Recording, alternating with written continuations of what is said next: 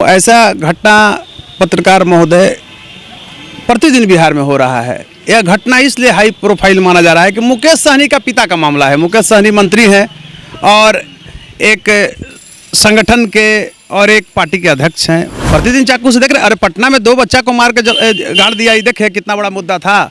तो मेरे समझ से लगता है कि अभी बिहार में लाइन ऑर्डर का समस्या है। मुकेश सहनी का एक स्टेटमेंट आया कि हम जांच से संतुष्ट नहीं हैं, पुलिस ये कर रही है। लेकिन एक चीज़ आप देखिएगा, अहम सवाल कि जब कोई जांच करने जाता है पदाधिकारी, तो उसका यह दायित्व बनता है कि उसके परिवार के सदस्यों का भी हम राय लें कि देखिए यह जांच जो है कई बिंदुओं की ओर जा रही है, लेकिन बिंदु तो एक ही है कि उनकी पिता की हत्या हो गई।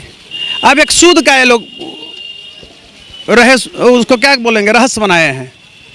तो सूद का जो मामला है, तो यह चेक किया जाए कि उनके पास लाइसेंस था कि नहीं। नमस्कार, आप देख रहे हैं NBC 24 और मैं हूं आप सभी के साथ ब्रह्मचारी आशीष।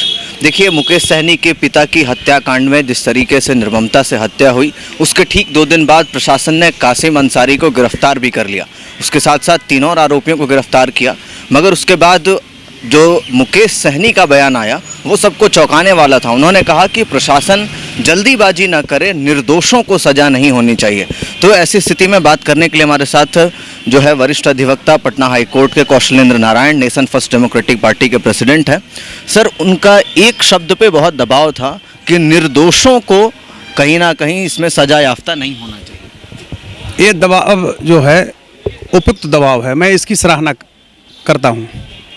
आज आप ये समझिए कि जिस तरह से आनन फानन में किया जा रहा है वो न्यायोचित है। आप एक पत्रकार के हैसियत से देखिए, हम एक लीगल सेक्टर के व्यक्ति के रूप में देखते हैं, एक एडवोकेट के रूप में देखते हैं।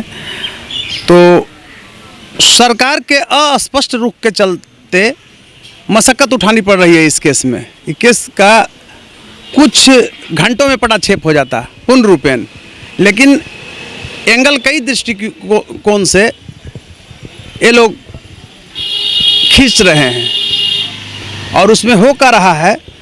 देखिए, मैं बताता हूँ, ऐसा घटना पत्रकार महोदय प्रतिदिन बिहार में हो रहा है। यह घटना इसलिए हाई प्रोफाइल माना जा रहा है कि मुकेश सहनी का पिता का मामला है। मुकेश सहनी मंत्री हैं और एक संगठन के और एक पार्टी के अध्यक्ष हैं। पूर्व मंत्री रह चुके हैं, पहले तो बीजेपी के ही साथ में थे, अभी आरजेडी के साथ हैं, इसलिए मुद्दा बनाया जा रहा है। लेकिन प्रतिदिन बिहार में आए दिन इस तरह घटनाएं घटे, कौन नोटिस ले रहा है। प्रतिदिन चाकू से देख रहे, अरे पटना में 2 बच्चा को मार के गाड़ दिया, ये देखे कितना बड़ा मुद्दा था। तो मेरे समझ से लगता है कि अभी बिहार में लाइन ऑर्डर का समस्या है। विधि व्यवस्था एकदम समाप्त हो गया है और यहाँ की सरकार संपोषित गुंडों का बोलबाला हो गया है। और सरकार संपोषित गुंडे अब सरकार को भी चुनौती दे रहे हैं, उनके नियम और कानून को चुनौती दे रहे हैं।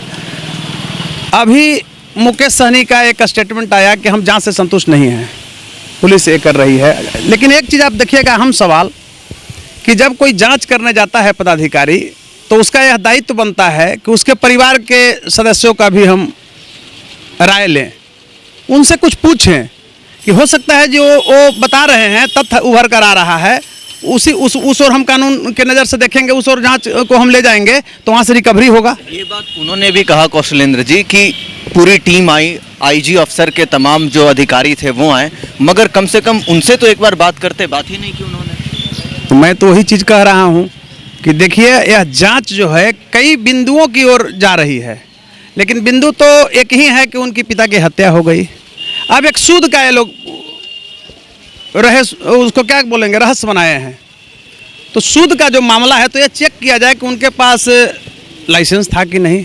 क्योंकि मुकेश सहनी हमारे समझ से लगता है कि इतना बेवकूफ़ नहीं होंगे कि अपने बाप का लाइसेंस नहीं बनवाए होंगे सूद करने के लिए। मुकेश सहनी तो बोले कि मेरे पिताजी सूद पर पैसा ही नहीं चलाते थे, और कासिम अंसारी तो 1.5 लाख रुपए 4% के ब्याज पर लिया था। तो ऐसी स्थिति में तो बैंक भी इससे महंगा नहीं, फिर वो कागज का रिकवरी किया जाए, एग्रीमेंट पेपर होता है ना, सूद देता है तो लिखवाता है कहीं, उसको मतलब रिकवर किया जाए, उसमें सब कुछ आ जाएगा।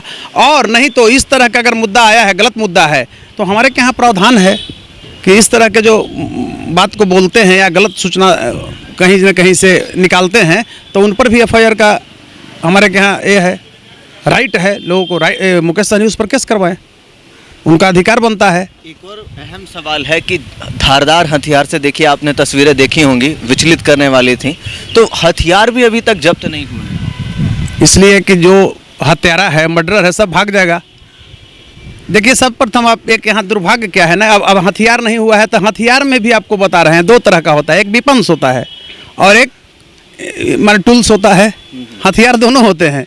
तो कहीं कानूनन उसको फ़ायदा न मिल जाए, इसकी भी तैयारी हो सकता है कि सरकार करवा रही होगी। सरकार जो इसमें शामिल है, मैं सरकार को पूर्ण रूप में नहीं कहूँगा, जो इसमें लोग लगे हुए हैं कहीं ना कहीं सरकार से कनेक्शन हो। देखिए आज मैं स्पष्ट रूप से कर रहा हूँ, बिहार की जनता, मैं एक वकील के नाते एक जिम्मेवार नागरिक भी हूँ, तो बिहार में ये चीज़ आप मान लीजिए कि हर एक अपराधियों का बड़े बड़े राजनेताओं से संपर्क है। तो इस केस में हमको लगता है कि द मैटर टू के सीरियसली टर्न, ये आसान नहीं है, कहीं ना कहीं से बात बहुत बिगड़ गई है। अब इसमें सरकार पर डिपेंड करता है, पूरा छुपाया जा रहा है, तब ना मेरा द मैटर टू के सीरियसली टर्न। तो इसमें तो अब देखना है, सरकार को देखना है। सरकार अगर चाह जाएगी तो दूध का दूध पानी का। अभी एक घटना मैं बता रहा हूँ, 2 दिन पहले का है, शास्त्री नगर थाने का। एक आदमी लेकर के जा रहे थे सब्जी, अब पीछे से मोटरसाइकिल से गया, उनका 25 ग्राम का चैन था, वो छीन लिया। वो जब जाते हैं इंस्पेक्टर के पास, फरियाद करते हैं कि भाई ऐसी घटनाएं हुई, तो इंस्पेक्टर कहते हैं कि छोड़िए ना, ऐसा तो रोज़ यहाँ होता है, बताइए हम कहाँ से रिकवर करें। तो रिकवर नहीं करोगे, बगल में सामने की जो झोपड़ी है उसमें 10 को बिना नंबर का गाड़ी है, तो क्यों नहीं उसको मतलब पकड़ रहे हो। पुलिस अगर चाह जाएगी तो क्राइम होगा, बाघ और बकरी को एक घाट पर पानी पिला देगी। लेकिन सरकार का रुख जो है वो स्पष्ट होना चाहिए, मैं इतना ही कहूँगा इस केस में। तो सरकार का रुख स्पष्ट होना चाहिए, और सही बात है, प्रशासन चाह जाए तो फिर सारा का सारा दूध का दूध और पानी का पानी हो जाएगा। मगर कई अहम सवाल खुद मुकेश सहनी अगर उठा रहे हैं, तो अगर इतने हाई प्रोफाइल मामलों में इस तरीके से प्रशासन जो है वो सरकार के हस्तक्षेप पर, दबाव पर काम कर रही है, तो फिर बाकी केसेस में क्या होता होगा, इसका अंदाजा आप लगा सकते हैं। कैमरा पर्सन विकास के साथ ब्रह्मचारी आशीष, NBC 24 पटना।